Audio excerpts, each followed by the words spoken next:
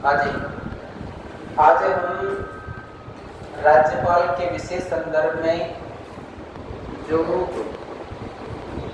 विधेयक होते हैं कि कौन सी विधेयक को, जैसे देखो एक बार तो आपको समझना यह है कि वित्त विधेयक क्या होता है,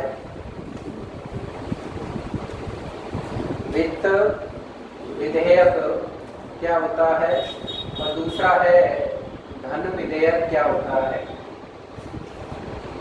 वित्त विधेयक और धन विधेयक, तो सीधी सी बात ये याद रखनी है। वैसे अंतर करोगे तो आपको समझ में नहीं आएगा कि क्या वित्त विधेयक है और क्या धन विधेयक है। आप में से चाहे तो कोई बता सकता है कि वित्त विधेयक और धन विधेयक क्या होता है? कोई बताएगा? वित्त विधेयक और धन विधेयक में क्या डिफरेंस है? ध्यान रखना कि वित्त से जोड़ोगे तो आपको धन समझ में आएगा, धन से जोड़ोगे तो वित्त समझ में आएगा। लेकिन आपसे गत क्लास में अपने चर्चा की थी कि जो धन विधेयक होता है उस पर राष्ट्रपति अनिवार्य रूप से अनुमति देते हैं, यानी हस्ताक्षर करते हैं। राज्यपाल धन विधेयक पर अनिवार्य रूप से हस्ताक्षर करते हैं। ये बात हो गई थी। तो धन विधेयक का मतलब सीधा सीधा है खर्चा, जिसको अपन क्या कह सकते हैं? व्यय। अब व्यय करने के लिए जब पैसे की इनकम होगी तभी तो व्यय करेंगे। तो इनकम के लिए मतलब आय के लिए कौन सा विधेयक होता है? वित्त विधेयक। ये आय हमें कहां से प्राप्त होगी? ये आय हमें कहां से प्राप्त होगी? तो किसके माध्यम से होगी? वित्त विधेयक के माध्यम से। यानी वित्त विधेयक के माध्यम से हम क्या लगाएंगे? टैक्सेस लगाएंगे। विभिन्न प्रकार के टैक्सों से प्राप्त आय होगी। ये जो आय है वो कौन से विधेयक में जाएगी? वित्त विधेयक में। लेकिन आय को हम इकट्ठा कहां पर करेंगे? संचित निधि में। कौन सी निधि में? संचित निधि में। संचित निधि, आप ध्यान से समझना। संचित निधि का जो मालिक होता है, यानी हमारे घर में जो कमाने के स्रोत है, ये कमाने के स्रोत हो गए विभिन्न प्रकार के टैक्सेस। घर में कमाने के स्रोत टैक्स हुए। टैक्स से प्राप्त आय किसके पास होती है? वैसे संचित निधि के पास। किसके पास? संचित निधि के पास। और संचित निधि का मालिक कौन होता है? संचित निधि का मालिक होता है संसद। क्योंकि पैसा किसका है? ये पैसा किसका है? जनता का। और जनता का पैसा किसके पास? अप्रत्यक्ष रूप से आप कह सकते हैं कि संचित निधि का मालिक कौन होती है? लोकसभा होती है। संचित निधि का मालिक कौन होती है? लोकसभा होती है। बात समझ में आ गई? आप ध्यान से समझना। इस संचित निधि में से कुछ पैसा, मतलब ये पापा है इस समय, घर की कंडीशन पे समझे तो किसके पास? पापा के पास। इस संचित निधि में से कुछ पैसा मम्मी के पास दे दिया जाता है। टोटल जितनी इनकम होती है उसमें से 10-20% पैसा किसको दे दिया? मम्मी को। तो उसको कौन सी निधि बोलते हैं? आकस्मिक निधि। कौन सी निधि? आकस्मिक निधि। सो ये आकस्मिक निधि होती है, इसका मालिक घर में हमारी कौन होती है? माँ। इमरजेंसी में अपन को पैसे की जरूरत पड़ती है, पापा घर पर नहीं है, किससे मांगेंगे? मम्मी से। क्लियर? तो इसी संचित निधि में से कुछ कोष किसमें दे दिया जाता है? आकस्मिक निधि में। और आकस्मिक निधि का मालिक यहाँ पर कौन होता है? राष्ट्रपति। कौन होता है? राष्ट्रपति। मान लीजिए किसी आपात स्थिति आ गई, या फिर ऐसी इमरजेंसी पड़ गई, कहीं बाढ़ आ गई, कहीं भूकंप आ गया, ऐसी स्थिति हो गई जहाँ पर इमरजेंसी में पैसे की बहुत ज्यादा जरूरत है।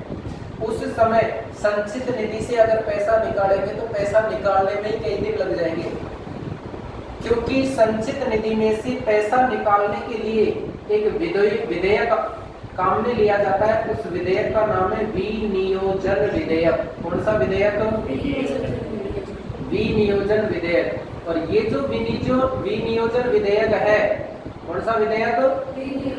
ये विनियोजन विधेयक में पहले लोकसभा पास करेगी, फिर राज्यसभा पास करेगी, फिर राष्ट्रपति के हस्ताक्षर होंगे, उसके बाद में पैसे निकलेंगे।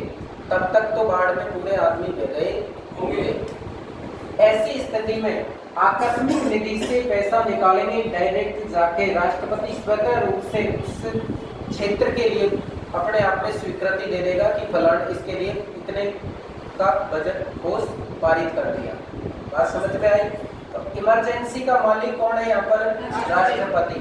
अब ध्यान से सुनना, इस संचित निधि में से पैसा निकालने के लिए कौन सा विधेयक लाएंगे? विनियोजन विधेयक। विनियोजन विधेयक का उल्लेख भारतीय संविधान के अनुच्छेद कितने में है? 114 में। कितने में है? 114 में। धन विधेयक का उल्लेख भारतीय संविधान के अनुच्छेद 110 में है। कितने में है? 110 में। परिभाषा 10 में है, निकालने की प्रक्रिया 109 में है। क्लियर? ये जो वित्त विधेयक है, इस वित्त विधेयक का उल्लेख भारतीय संविधान के अनुच्छेद 117 में है। अनुच्छेद कितने में? 117 में। संचित निधि का उल्लेख भारतीय संविधान के किस अनुच्छेद में है? 266(1) में है। कितने में है? 266(1) में। और आकस्मिक निधि का उल्लेख अनुच्छेद 267(2). अनुच्छेद 267। संचित निधि का उल्लेख 266(1) में। वित्त विधेयक का उल्लेख अनुच्छेद 117 में। विनियोजन विधेयक अनुच्छेद 100, धन विधेयक अनुच्छेद 110 में। परिभाषित 109 में। कितने में? 109 में। तो कोई भी व्यय होगा तो वो कौन से विधेयक के माध्यम से होगा? तो ये विनियोजन विधेयक। अब ध्यान से समझना, क्योंकि इसमें तो टाइम लगेगा। अब कोई भी पैसा खर्च करना है तो दूसरे रूप में समझना कि अपन को कोई कोचिंग की फीस देनी है या फिर कोई कपड़े खरीदने हैं, या इसके लिए अपन ने पहले ही किससे पूछ लिया? किससे पूछ लिया? पापा से कि मेरे को ये काम करना है, मैं करूं या नहीं करूं। अगर वो स्वीकृति दे देते हैं तो धन विधेयक पर पहले क्या मांगनी पड़ेगी? स्वीकृति। स्वीकृति किसकी मांगनी पड़ेगी यहाँ पर? राष्ट्रपति की। यहाँ पर देश का मुखिया कौन हो जाता है? राष्ट्रपति। जैसे घर का मुखिया हमारे पापा हैं, घर के मुखिया हमारे पापा हैं, तो जो पापा है उनसे अनुमति ले ली। अनुमति लेने के बाद में अपन कोई पैसा खर्च करके और बिल लाके अपन पापा को दे देते हैं कि ये पैसा खर्च हुआ है। तो अब उस बिल को पास करने से मना करेंगे क्या? क्योंकि हम पहले अनुमति लेकर गए हैं, इसलिए यहाँ पर मना नहीं करेंगे। तो कोई भी खर्चा करना है तो खर्चा करने के लिए घर का जो मुखिया है उससे पहले पूछना जरूरी है। इसको हम दूसरे रूप में दादा के रूप में भी परिभाषित कर सकते हैं कि अगर मुखिया दादा है तो उनसे पहले अनुमति ले ली अपन ने, अब वो खर्च करने के लिए मना नहीं करेंगे। घर का कोई भी काम करना है, बड़े से बड़ा, चाहे कोई फंक्शन करना है, ब्याह शादी का काम है, या फिर कोई चीज बड़ी खरीदनी है, कोई प्लॉट वगैरह खरीदना है, अपन ने उनसे क्या ले ली है? अनुमति ले ली है। तो अब वो साइन करने से इनकार नहीं करेंगे। आपसे क्वेश्चन पूछा जाता है कि धन विधेयक राष्ट्रपति की पूर्वानुमति पर ही कहाँ पर रखा जाता है? कहाँ पर रखा जाएगा? लोकसभा में। तो धन विधेयक पहले तो किसके पास गया? राष्ट्रपति के पास। इसको यहाँ से उतारते सीधा किसके पास? राष्ट्रपति के पास। और राष्ट्रपति के पास से कहाँ पर रखा? लोकसभा में या संसद में। ध्यान रखना है, क्वेश्चन अनेकों बार पूछा हुआ है कि धन विधेयक राष्ट्रपति की पूर्वानुमति पर ही कहाँ पर रखा जाता है? लोकसभा में। और ऐसी स्थिति में रखे जाने पर धन विधेयक पर अनिवार्य रूप से राष्ट्रपति को क्या करने होते हैं?